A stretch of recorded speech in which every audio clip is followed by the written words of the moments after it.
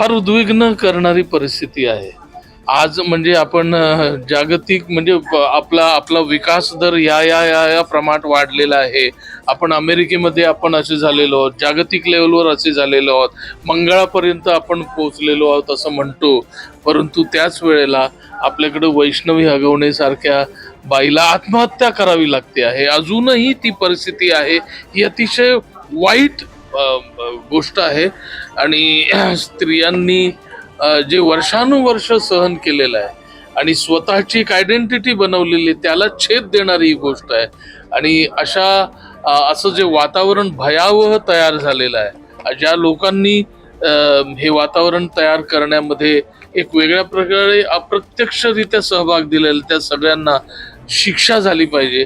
खूप कडक शिक्षा झाली पाहिजे. गांभीर्याने हे प्रकरण घेतलं पाहिजे असं एक कलावंत म्हणून मला वाटतं. पण समाजात या सगळ्या बाबतीत काही जनजागृती होणं गरजेचं आहे का? कारण एका प्रकरणात शिक्षा होईल, पण आता ही वैष्णवी हगवण आता हे बघा ना, वर्षानुवर्ष कितीतरी प्रकार म्हणजे दिल्लीमध्ये ते बसमध्ये टॅक्सीमध्ये रेप झालेले आहेत.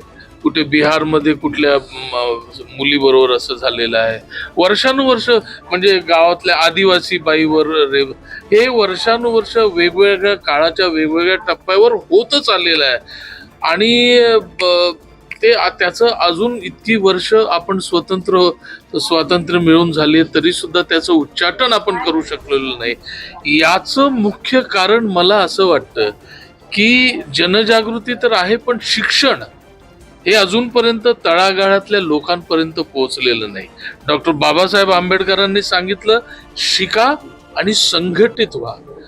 जोपर्यंत शिक्षण तळागाळातल्या माणसांपर्यंत पोहोचत नाही तोपर्यंत ही जागृती खूप मोठ्या प्रमाणात येणार नाही असं मला वाटतं. आता झी5 ची वेब सिरीज काय सांगतात?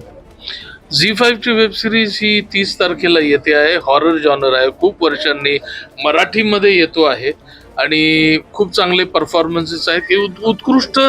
उत्कृष्ट खेळ तुम्हाला पाहायचा असेल तर झी5 वर 30 तारखेपासून अंधारमाया नक्की पहा असं मी म्हणेन.